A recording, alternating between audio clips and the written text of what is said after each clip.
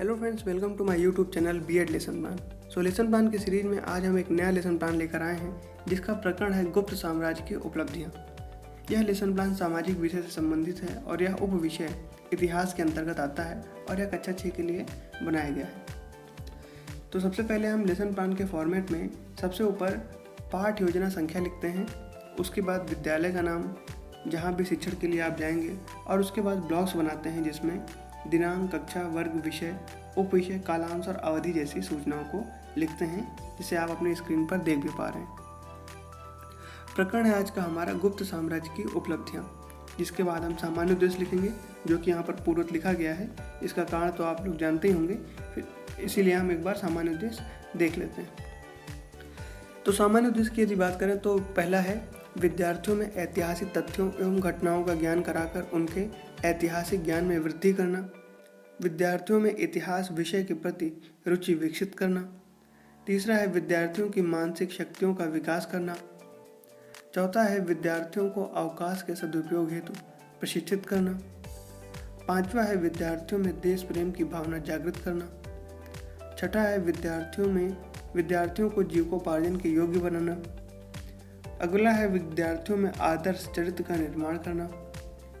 आठवां है विद्यार्थियों को अवकाश के महत्व से अवगत कराना या परिचित कराना।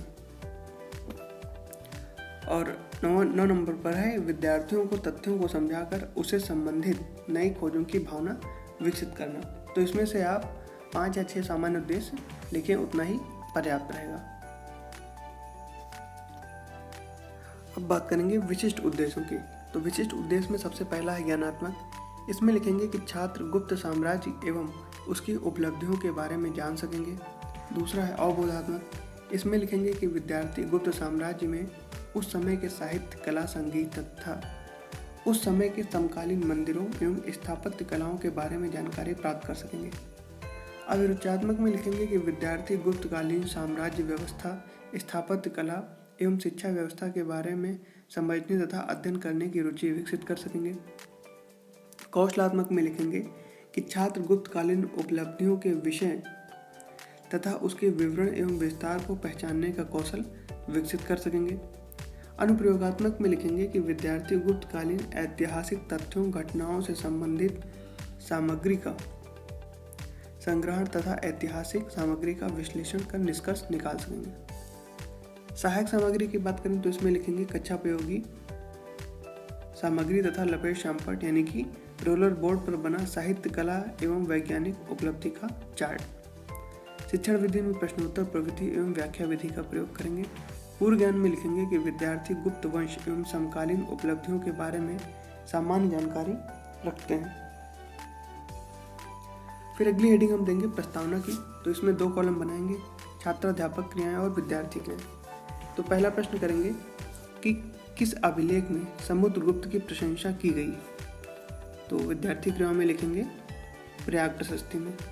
फिर दूसरा प्रश्न करेंगे कि प्रयाग प्रशस्ति किस काल की उपलब्धि है। दूसरा प्रश्न करेंगे कि प्रयाग प्रशस्ति किस काल की उपलब्धि है। तो उत्तर में लिखेंगे गुप्त काल की। अगला प्रश्न करेंगे कि गुप्त काल का मेहरौली स्तंभ किस प्रकार की उपलब्धियों को दर्शाता है। तो उत्तर में लिखेंगे वैज्ञानिक उपलब्धियों को। अगला प्रश्न है कि गुप्त काल की अन्य उपलब्धियां क्या हैं। तो ये हो जाएगा समस्यात्मक प्रश्न, और इसी के अनुसार उद्देश्य कथन लिखेंगे कि बच्चों या छात्रों, आज हम गुप्त साम्राज्य की उपलब्धियों के बारे में अध्ययन करेंगे। अब अगली हेडिंग हम देंगे प्रस्तुतिकरण की। तो इसमें 3 कॉलम बनाएंगे, शिक्षण बिंदु, छात्र अध्यापक क्रियाएं और विद्यार्थी क्रियाएं। तो प्रश्न करेंगे सबसे पहले छात्र अध्यापक क्रियाओं में कि वीणा बजाते हुए किस सम्राट का चित्र सिक्के पर अंकित है। तो विद्यार्थी क्रियाओं में लिखेंगे संभावित उत्तर। तो स्पष्टीकरण में लिखेंगे कि गुप्त सम्राट संगीत प्रेमी थे।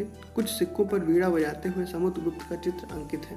वैसे तो हर युग या काल की संस्कृति की अपनी ही विशेषता होती है, किंतु जहाँ तक गुप्त काल की सभ्यता और संस्कृति की बात है, इस युग में भारतीय समाज में जीवन के प्रत्येक क्षेत्र में असाधारण रूप से न केवल प्रगति की वरन अपना सर्वांगीण विकास भी किया। और विद्यार्थी क्रियाओं में लिखेंगे कि विद्यार्थी ध्यानपूर्वक सुनेंगे। शिक्षण बिंदु में संगीत सबसे ऊपर लिखेंगे। अगला शिक्षण बिंदु है कला। तो इसमें पहला प्रश्न करेंगे कि गुप्तकालीन मूर्तियों का निर्माण किस प्रकार के पत्थरों से हुआ है। तो विद्यार्थी क्रम में लिखेंगे संभावित उत्तर। स्पष्टीकरण में लिखेंगे कि स्थापत्य कला, मूर्तिकला और चित्रकला इस युग की महान देन है। भूमरा नामक स्थान पर शिव मंदिर का चबूतरा है और शिवलिंग ही शेष रह गए हैं। गुप्तकालीन मंदिर का सर्वोत्तम उदाहरण देवगढ़ का दशावतार मंदिर है। मूर्तियाँ हिंदू, वैष्णव, शैव, बौद्ध, जैन आदि सभी धर्मों से संबंधित हैं। मूर्तियों का निर्माण सफ़ेद बलुआ पत्थरों से हुआ है। औरंगाबाद के पास अजंता के गुफा की दीवारों पर बुद्ध के जीवन से संबंधित घटनाओं का चित्रांकन, जिन्हें भित्ति चित्र कहते हैं, किया गया था। अब अगला शिक्षण बिंदु लिखेंगे साहित्य। तो प्रश्न करेंगे कि महाकवि कालिदास किसके दरबार के नवरत्नों में से एक थे। तो स्पष्टीकरण में लिखेंगे कि गुप्त काल में साहित्य के क्षेत्र में अत्यधिक प्रगति हुई। चंद्रगुप्त द्वितीय विक्रमादित्य के दरबार में नवरत्न थे और इन नवरत्नों में कालिदास भी एक थे। कालिदास की प्रमुख रचनाएं अभिज्ञान शाकुंतलम, रघुवंशम, कुमार संभवम। इसी काल में शूद्रक ने मृच्छकटिकम तथा विशाख दत्त ने मुद्रा राक्षस नामक प्रसिद्ध नाटक भी लिखा। पुराणों की रचना प्रारंभ तथा पंचतंत्र की रचना की गई, जिसमें कहानियाँ बच्चों को सूझबूझ की जानकारी देती हैं।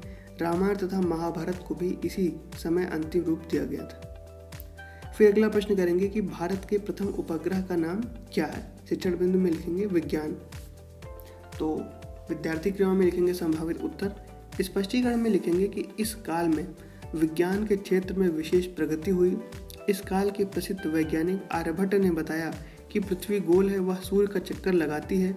इनके सम्मान में ही भारत के प्रथम कृत्रिम उपग्रह का नाम आर्यभट्ट रखा गया है। मेहरौली का लौह स्तंभ वैज्ञानिक प्रगति का एक बेजोड़ नमूना है।